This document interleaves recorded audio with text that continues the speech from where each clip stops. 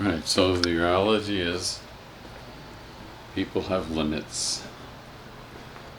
Well, people have limits. It doesn't mean I have limits.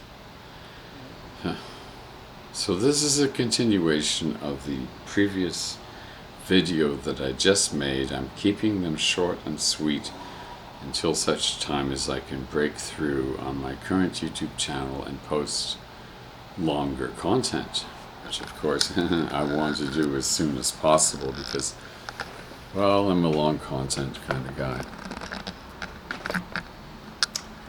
So can we focus right in on me or not? How close can we go? How's that?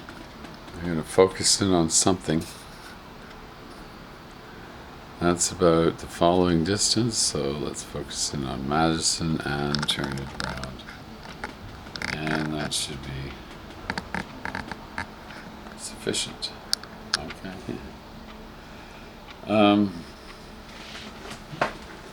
I'm just relaxing here. It's a Saturday and I'm supposed to be relaxing all day. There's not a whole lot that I can do, but I went out and I met Robin. And I decided to get to know him. And he's got a charming apartment. A very nice apartment, actually, with a spectacular view.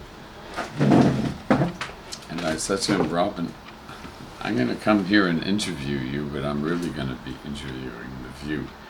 He's got a view of Davisville City that can't be beat. I'm covetous of that view, I have to admit. So here we are. Oh. I just had a bunch of beer with him, and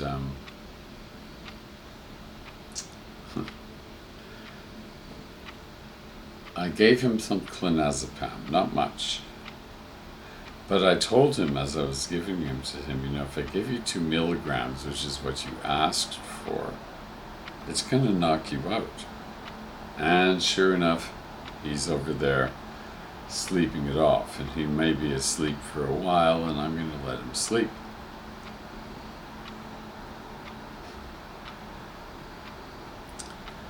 The injustice of it all. Being a person that basically doesn't really get drunk. Mind you, I'm kind of high as a kite right now. I just did everything he did, including 2 milligrams of clonazepam, just for the sake of being social. But 2 milligrams of clonazepam ain't gonna do much to me. Probably zip, zero, nada, and that's the story of my life.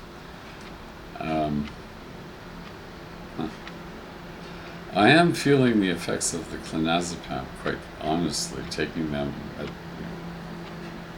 what is coming up to be 5 p.m. Eastern Daylight Time. That's a bit early for me. I tend to take them at bedtime.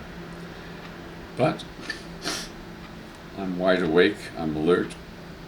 I'm in the mood for something to eat, but not eating out. I'm a bit skint at the moment. That's a story for another day. But suffice to say,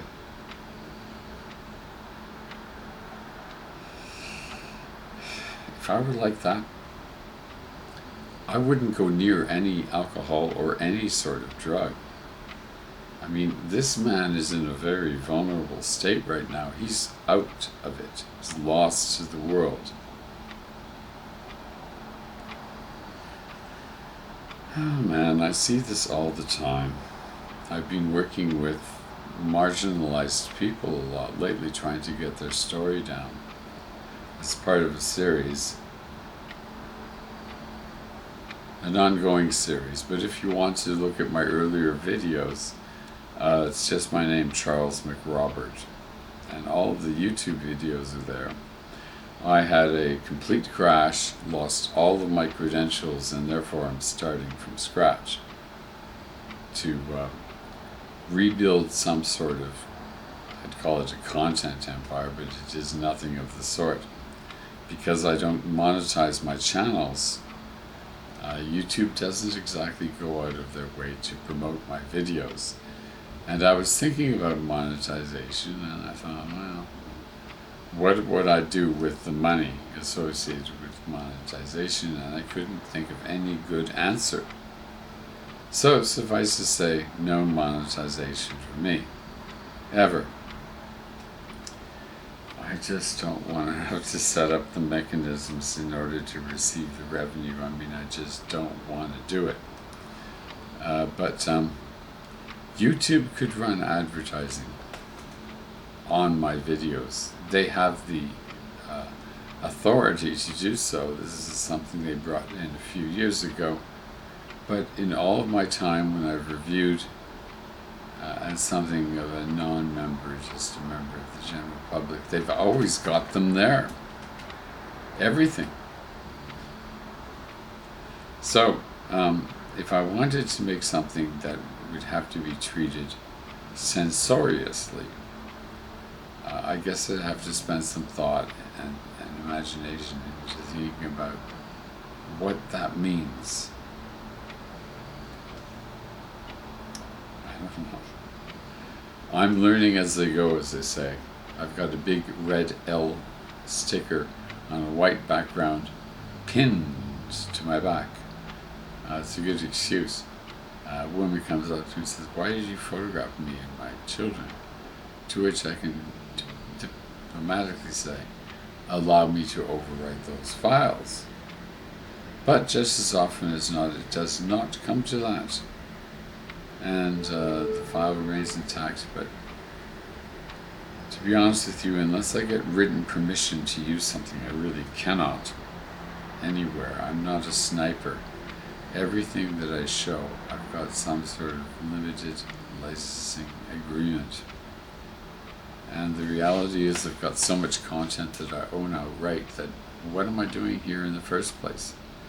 Collecting these images, and the girls write and say, if I send you 100 porn pictures, will you send me $100? Well, that's a win-win proposition because these girls have all accumulated large quantities of pornography pictures, which they exchange with one another, I dare say. And I've had my fair share of those, but it's tended to be a one-way street. A one-way street to my advantage.